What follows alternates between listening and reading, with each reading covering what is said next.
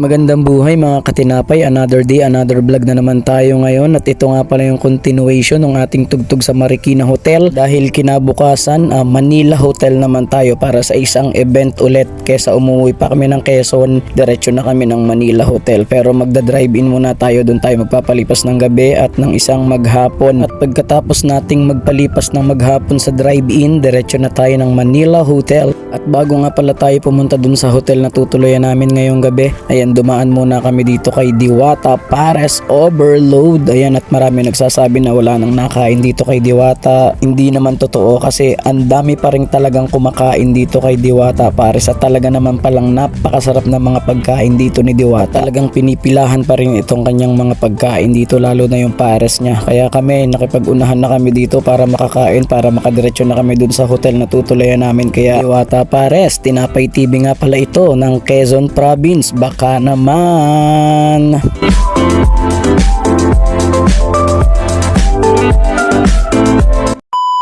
Ayan at after nga pala namin sa Diwata Pares, hindi ko na nagawang mag-video kasi talagang pagod na sa tugtog tapos antok pa. Kaya natulog na lang ako sa van. Ayan at nung morning, ayan dito ako umpisa ulit na kumuha ng mga clips, ng mga videos. Ayan dahil nandito na rin lang naman tayo sa Baclaran. Ayan mamimili na tayo ng ating mga gagamitin.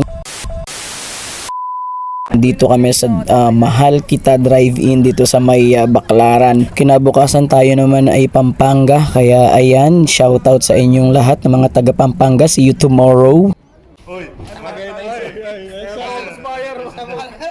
Ano mo sasabi sa mga nagtitinda sa online? Huwag kayo magagalit. Akin na siya, luwag. Kasi. Pura dito eh. Tignan mo lang. 1.5 sa kanila, 1.5. Ay, 700. Ito songs pa lang mamayang swela. Hindi ako, mukha matibay. Kinakabahan. Susong. Ay, sir, ibig sabihin ay magkano sir ang bili mo dyan? Dyan, magkano yan? Nasaan tayo ngayon? Nasaan? Nasa Baclaran. Oh, Baclaran. Sir, magkano bili mo dyan, sir? Ganda, sir, ah. No balance. Hindi yun na. Lalo ko.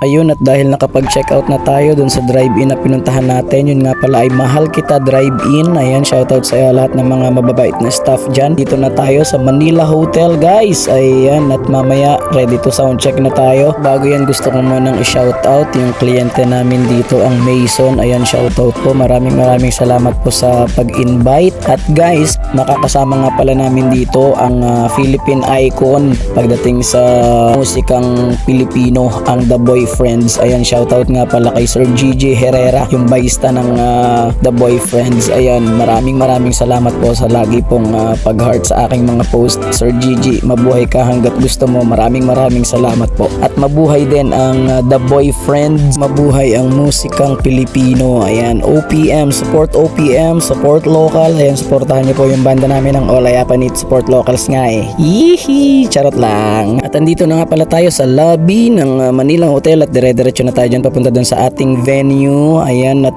kumaliwa na kami dyan, pupunta na tayo dun sa ating hall. Talaga namang napakalaki at napaganda ng hall natin. Maraming salamat sa Mason.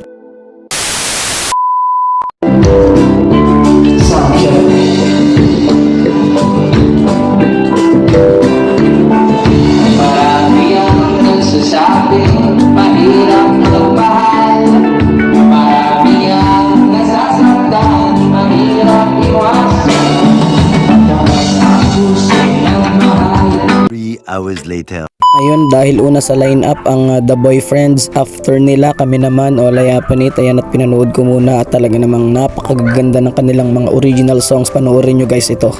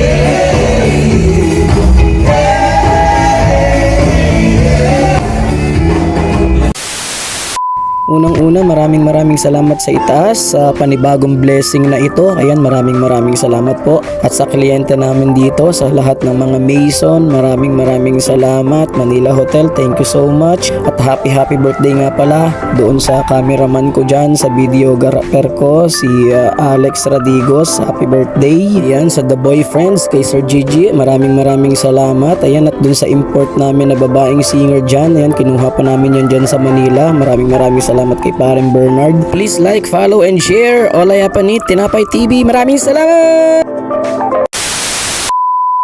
Tinapay TV.